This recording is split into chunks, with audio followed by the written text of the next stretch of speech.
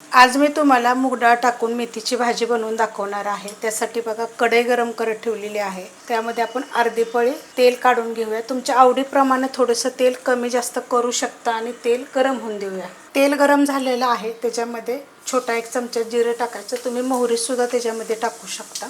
जिरे चांगलं फुटलेलं आहे, त्याच्यामध्ये 7 ते 8 लसणाच्या पाकळ्या मी बारीक तुकडे करून घेतलेले आहेत। लसूण थोडा जास्त घालायचा कधी पण भाजीमध्ये खूप छान लागतो। नुसते लसणाची फोडणी करून खूप साऱ्या मेथीच्या वेगवेगळ्या पद्धतीने मी रेसिपी अपलोड केलेल्या आहेत। असा हलका लसणाचा कलर चेंज झाला की त्याच्यामध्ये हिरवी मिरची मी कुटून घातलेली आहे। तुमच्या तिखटाप्रमाणे मिरची घाला आणि कापून जरी टाकले तरी चालते, कारण की जर तुम्ही जास्त तिखट खात नसाल का नाही तर मग ती काढून टाकू शकतो। थोडंसं परतून घ्यायचं म्हणजे मिरचीचा कच्चापणा जातो। मस्त अशी बघा मिरची पण भाजली गेलेली आहे। गॅस आहे मीडियम। मोठ्या आकाराची जुडी होती, अशा पद्धतीत मिक्स करून स्वच्छ धुवून घेतलेली आहे मी। आता मी थोडी थोडी टाकणार आहे, पहिले हे परतून घेते। भाजी टाकल्यानंतर बघा मस्त असं मिक्स करून घेतलेले आहे। मोठी जुडी होती।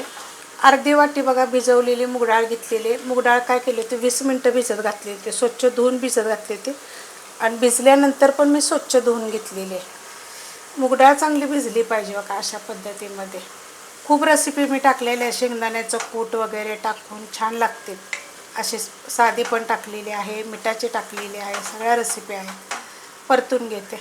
डाळ टाकल्यानंतर मस्त असं मिक्स करून घेतलेली आहे। डाळ कमी जास्त करू शकता, कारण की मोठी जोडी असल्यामुळे मी भिजवलेली डाळ अर्धी वाटीला थोडीशी कमी अशी टाकलेली आहे।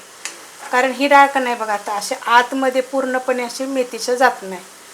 अशी पूर्णपणे अशी भाजी झाली की नाही की मग ती अशी साईडला आपली येत राहते। आता ह्याच्यामध्ये मी मीठ टाकलं नव्हतं, तर आता मीठ टाकायचं, कारण की पाणी सुटतंय बघा। आता हे जसे आपण परतू ना तसे याला पाणी सुटतं, त्यामुळे लगेच घाई करायची नाही। भाजी करताना चांगलं पहिलं मिक्स करून घ्यायचं, नंतर मीठ टाकायचं। तर चवीप्रमाणे आपण ह्याच्यामध्ये मीठ टाकूया। गॅस आहे मीडियम। आता मीडियम गॅसवरच याला चांगलं परतून घ्यायचं। भाजी काय लगेच होते ही।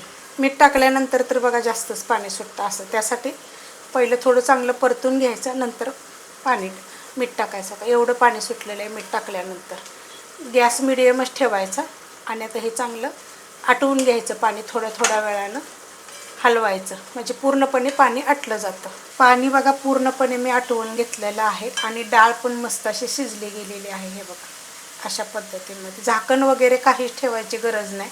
मीडियम गॅसवर थोड्या वेळानं असं हलवत राहायचं। मूग डाळ तर आपण 20 मिनिटं भिजत घातली होती, पूर्णपणे पाणी नितळलं आपण टाकले होते।